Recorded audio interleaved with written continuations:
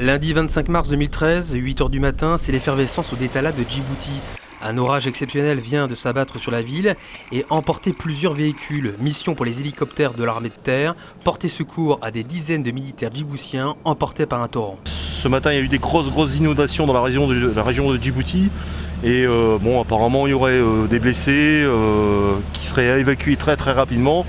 L'État djiboutien a demandé l'assistance de l'armée française, l'ALAT, à l'occurrence nos hélicos, pour pouvoir évacuer tous les blessés qui pourraient se trouver sur site. Et comme d'habitude, les mécanos sont de la partie car tous les hélicoptères sont mobilisés pour les interventions.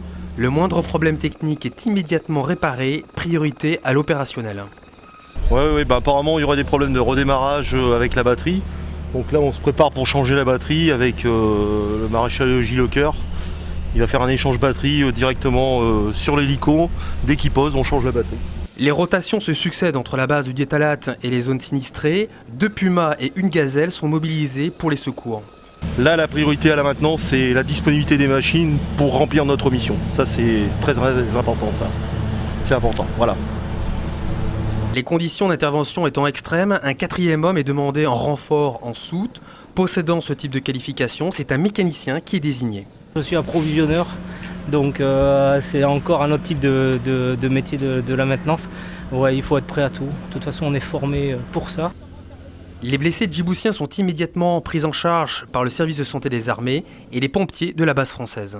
L'hélicoptère arrive, les mécaniciens, d'une manière ordonnée, vont vers l'hélicoptère, assurent une certaine sécurité pendant que les pompiers sauveteurs, dont c'est le rôle, relèvent les blessés. Après les premiers soins donnés aux blessés, ils sont évacués à l'hôpital de Djibouti.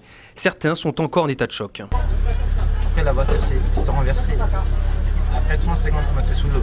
Tous les autres, il y a la rivière qui les a pris. On est content d'être là. Merci.